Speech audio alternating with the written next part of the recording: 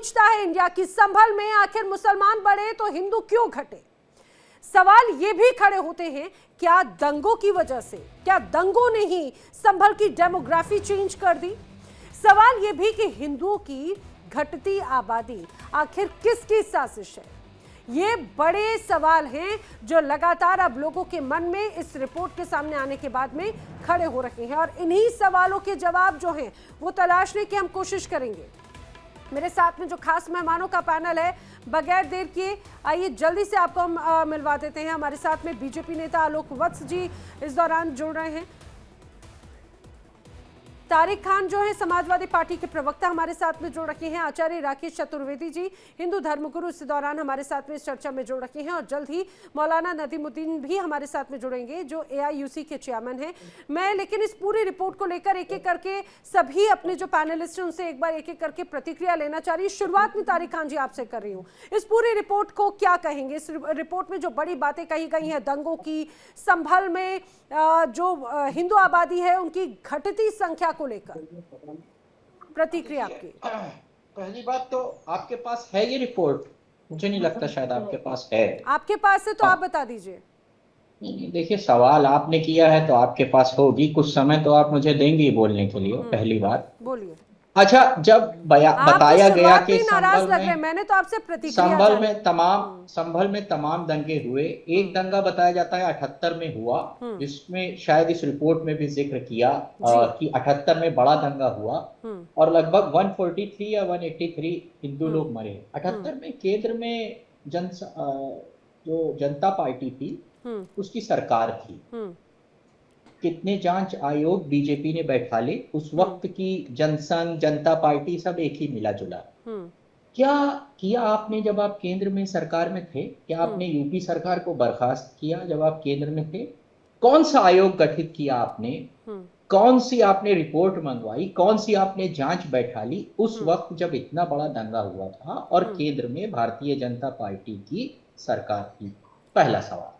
दूसरा सवाल, अगर वहां इतने कम हिंदू हैं तो 4 विधानसभा सीटों में से, क्योंकि बीजेपी खुद कहती है हिंदू उसका वोट बैंक है पूरा, वैसे उनका क्लेम है, 3 बीजेपी के विधायक कैसे ये भी सवाल उठता है। दूसरी बात है, डेमोग्राफी का जो आंकड़ा है वो आखिरी बार 2011 में आया था, उसके बाद आया नहीं है।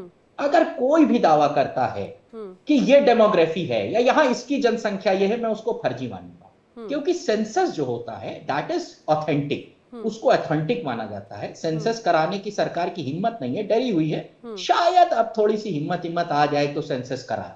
जब सेंसस में ये बात निकल के आएगी कि डेमोग्राफिक चेंज हुआ है तब उसको अकाउंट किया जाएगा। ऐसे हिंदुस्तान का इतिहास आजादी से पहले बाद में दंगों का हुआ है। ऐसे देखेंगे तो गुजरात में एक टाइम में बहुत बड़ा पूरा पलायन हुआ वहां से एक आबादी का, मुसलमानों का। ऐसे ही कई जगह हुआ होगा, इससे डिनाई नहीं किया जा सकता। वो हिंदुस्तान के इतिहास का पार्ट है। मगर क्योंकि जो लोग चोरी करते हैं उनका मकसद यही होता है इतिहास को उलटना, पलटना, काटना। दंगे होना या पलायन होना आपके लिए आम है क्या? सामान्य सी बात है? बिल्कुल नहीं है, आम नहीं है। लेकिन ये वाकई में पलायन हुआ था। आज की डेट में जो आबादी डेमोग्राफिक चेंज हुआ है वो सेंसस होने के बाद ही सामने आएगा।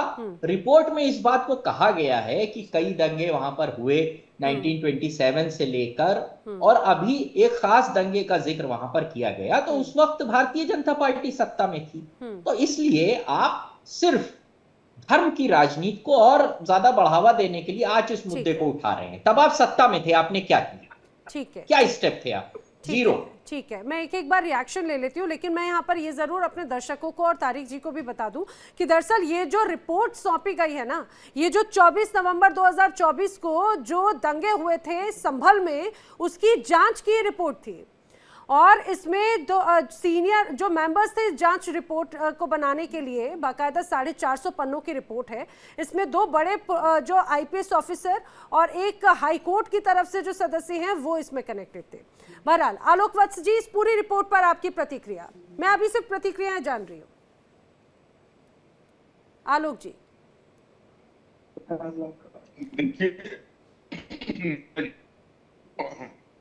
आपको मेरी आवाज आ रही है? जी आ रही है। हेलो, आपको मेरी आवाज आ रही है? हाँ जी बोलिए सर। ऐसा है नैना, नैना जी, अभी तो ये रिपोर्ट सार्वजनिक हुई नहीं है, अभी तो ये सौंपी गई है मुख्यमंत्री को। अब ये जब सार्वजनिक होगी तो इसमें पता लगेगा कि क्या क्या चीजें विदित हैं। लेकिन on the face of it ये तो जरूर है कि संभल में जितनी हिंदुओं की संख्या थी आजादी के वक्त, उसके बाद से निरंतर उसमें गिरावट आती चली गई और आज वो 10-15% पे आके सीमित हो गए। आजादी के बाद से 1947 बाद से वहां लगभग 15-16 दंगे हो चुके हैं और इन दंगों का में हिंदुओं को वहां से प्रताड़ित होने के कारण पलायन होना पड़ा, इसमें भी कोई शक नहीं है। यही कमोबेश स्थिति पाकिस्तान में थी, यही कमोबेशी स्थिति बांग्लादेश में थी। आजादी के वक्त हम वहां जितने परसेंटेज में थे, आज हमारी परसेंटेज देखिए वहां कहाँ। तो क्या धरती लील गई, भूकंप लील गया, कहाँ चले गए वो लोग? वो लोग इन लोगों के दंगों के शिकार या इन लोगों के जबरदस्ती, इन लोगों के द्वारा जबरन धर्मांतरण के शिकार, बहुत सी ऐसी चीजें हुई हैं जिस पर। और दूसरी चीज, जैसे जैसे ये अंदर में ये तंग गलियों में वहां पर विदेशी हथियार वहां पर इस तरीके के नाजायज हरकतें, भारत विरोधी हरकतों की बहुत सी चीजें मिली हैं। तो ये सब एक अड्डा बन चुका था विदेश से फंडिंग लेकर वहां पर भारत विरोधी गतिविधियों का, गजवाए हिंद का जो सपना कुछ लोग संजोए हुए हैं, उसको साकार करने का इन लोगों की मंशा थी, जो अब योगी सरकार में विफल होती नजर आ रही। ठीक है, ठीक है, मैं बाकी गेस्ट का भी रुक कर लेती हूँ, लेकिन आलोक जी आपकी शायद नेटवर्क का थोड़ा सा कुछ इशू है, आपकी आवाज कट कट कर आ रही है, मैं आपको दोबारा कनेक्ट करवाऊंगी। आचार्य राकेश चतुर्वेदी जी। नैना जी, सर्वप्रथम तो इस मंच को मेरा प्रणाम है। देखिए, रिपोर्ट्स तो अभी गुप्त रखी गई हैं, लेकिन अब उसका तो जो है आकलन किया जाएगा, सरकार करेगी, पहुंचेगी। लेकिन जो सपा प्रवक्ता हमारे सहयोगी ने कहा कि पलायन तो इतिहास रहा है। आप लोग पलायन को इतिहास मानते हैं, लेकिन भारत का इतिहास बहुत कुछ रहा है। पलायन करने पर बहुत सारी जो है बाहरी ताकतों ने मिल करके और वहां पर जो है दंगा करा के लोगों को मारा गया। सिर्फ 1978 का ही जो है आंकड़ा जो है वह लगभग 184 परिवार के सदस्यों को है, 184 लोगों को वहां पर जो है मृत्यु के घाट उतार दिया गया। जिस भी परिवार के सदस्य को मारा गया होगा, क्या वह जीवन में कभी संभल में अपना घर बनाना चाहेगा? क्या वह जीवन में कभी उस स्थान पर परिवार को लेके जाना चाहेगा? तो वहां पर दूसरी चीज आप कह रहे हैं रिपोर्ट्स, आपसे इन्होंने पूछा कि रिपोर्ट्स है क्या आपके पास?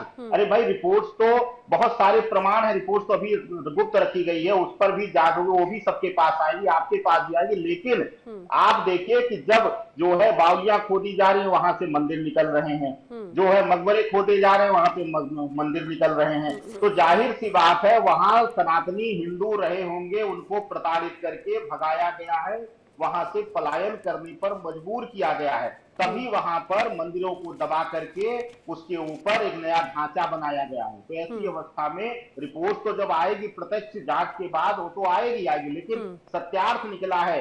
वहां पर पुलिस के द्वारा भी ये बताया गया है कि मस्जिदों से वहां पे नेता कुछ जो हैं वह ऐलान करते थे कि एकत्र होकर के एक साथ लड़िए। वहां पर पुलिस के ऊपर आम जनता तो छोड़िए, पुलिस नहीं हिम्मत करती थी। ये पुलिस का कई जगहों पर मंच पर हमने बयान सुना है कि पुलिस वहां पर हिम्मत नहीं करती तंग गलियों में जाने की। जैसा कि आदरणीय आलोक भट्ट साहब ने कहा कि वहां पर विदेशी हथियार रहते थे, वहां पत्थरबाजी होने लगती थी। तो ऐसी अवस्था में ये सब परिस्थितियां रहने के लिए नहीं होती हैं, जो है ऐसी परिस्थितियां पलायन करने को स्वतः ही मजबूर कर देती हैं। तो अब जो सरकार कर रही है उसका आप लोग साथ दीजिए, और अब तो कम से कम कहिए कि देर से आए, लेकिन आप कह रहे हैं 1978 में सरकार थी, ठीक है उसने नहीं किया, अब 2024-25 में सरकार कर रही तो उसकी तो तारीफ कर दीजिए, कम से कम उसके लिए तो बोलना सीख लीजिए।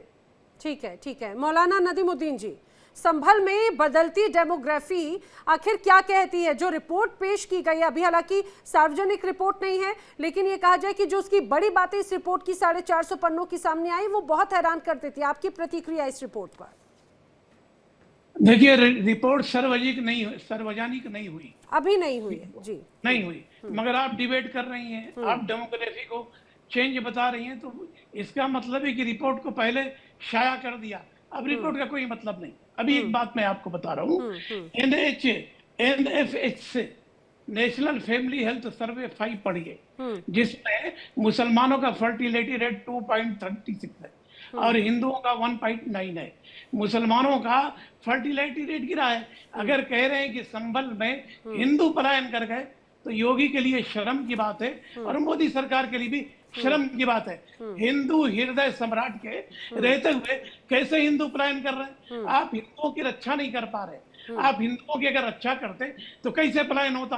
2011 का जो सेंसेक्स है, इसमें 17 करोड़ मुसलमानों की आबादी बताई गई और 100 करोड़ हिंदुओं की बताई गई। तो मैं कहता हूं कि जब तक सेंसस नहीं आएगा, ये कहना बेमान है, बेमतलब है। पुलिस की निगरानी में सैकड़ों संभल में मुसलमानों के घर जलाए गए। 700 साल से मस्जिद थी, 1526 से 30 के बीच में बाबर ने वो मस्जिद बनवाई थी, जिसको हिंदू बेग कोचिन ने उसकी देखरेख में बनवाया था। तो हिंदू संगठन, सो काल, तमाम हिंदू नहीं, सो काल हिंदू संगठन इस देश को आग लगा रहे हैं, गृह युद्ध में झोंकने की कोशिश कर रहे हैं, हिंदू मुसलमान का डिवीजन कर रहे हैं। मामला जब SIR पर आया, अमेरिका ने टैरिफ लगाया, ये तमाम मुद्दों को पसे पुष्ट डाल करके अब लेकर के संभल की रिपोर्ट लेकर के संभल में ट्रम्प की साजिश है क्या? बिल्कुल नहीं, ट्रम्प का हस्तक्षेप है? नहीं, ट्रम्प की साजिश नहीं है, वो झूठ का पुलिंदा है। योगी अपने मनपसंद रिपोर्ट बनवाते हैं, उस रिपोर्ट पर कोई भरोसा नहीं।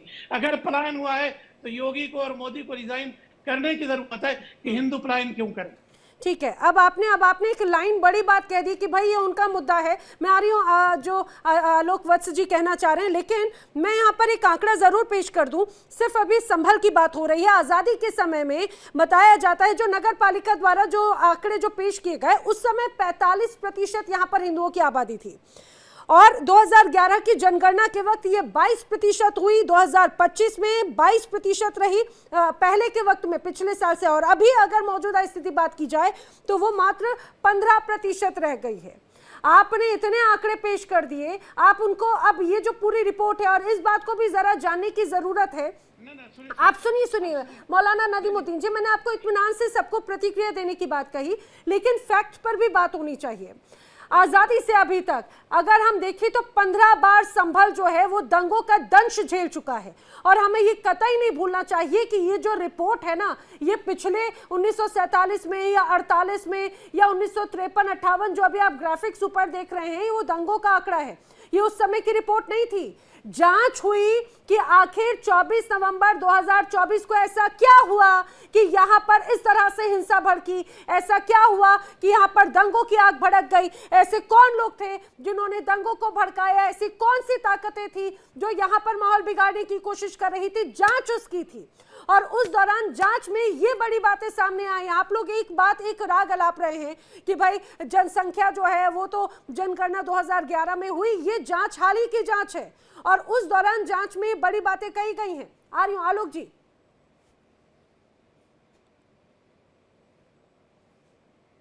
आलोक जी आप अनम्यूट कर लीजिए, आपकी बात आप अनम्यूट कर लीजिए प्लीज अपना ऑडियो।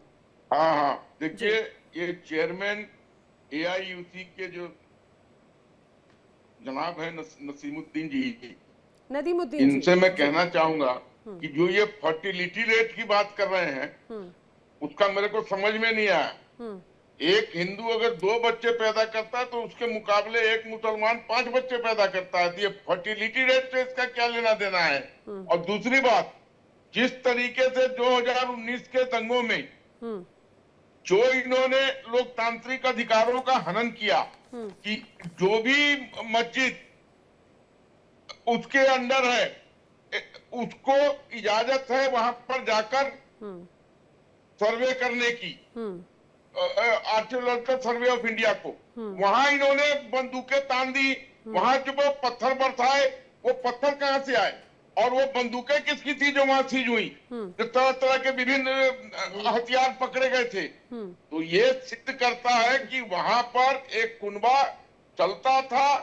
इनके खुद MP बोलते जिन्होंने 50 मकान को दे रखा था बिजली का कनेक्शन, जिसका 1 रुपया बिल नहीं भरा जाता था, उनको 19 लाख रुपया का बिल भरना पड़ा। तो अब ये निश्चिंत हो जाए, जो 15% वहां पर रह गए हैं, अब योगी जी को जाने की जरूरत नहीं है, भागने की जरूरत नहीं है, रिजाइन करने की जरूरत नहीं है। आने वाले दिनों में वहां पर वो 45% की दोबारा वापसी होगी और वहां पर अब आप किसी को दंगे करने की इजाजत कतई हम देने वाले नहीं है। जो भी दंगा करेगा उसका हश्र होगा,